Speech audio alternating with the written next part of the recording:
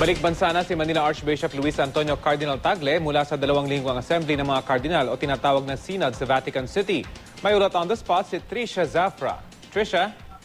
Rafi, dakong alas 10 ngayong umaga, dumating na o bumalik na nga rito sa Pilipinas si Archbishop Luis Antonio Cardinal Tagle mula sa 2 linggong assembly ng mga kardinal o yung tinatawag na synod sa Vatican City. Kasama ni Cardinal Tagle na dumating dito sa Pilipinas ang papal nuncio na si Giuseppe Pinto. Nakangiti siya, Rafi, na lumabas sa arrival area ng NAIA Terminal 3 at magiliw naman na sumalubong yung ating mga kababayan sa kanya at ang ilan pa nga sa kanila ay nagmano pa sa kardinal.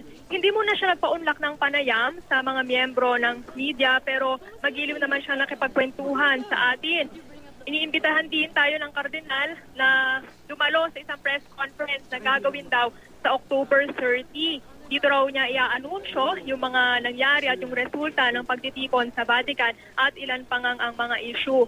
Ang synod nga, Rafi, ay ang 2 linggong pribadong pulong ng mga kardinal sa Vatican kasama ang Santo Papa. Nauna nang lumabas sa international reports na tinalakay sa synod ang konsepto ng pamilya pero hindi yung tradisyonal na istruktura nito, kundi yung issue ng pagdami ng mga live-in partners o yung cohabitation, muling pag-aasawa ng mga naghiwalay na Katoliko at maging ang issue ng pagtrato sa mga homosexuals. At yan muna ang latest mula rito sa NAIA. Balik sa iyo, Rafi. Maraming salamat, Trisha Zafra.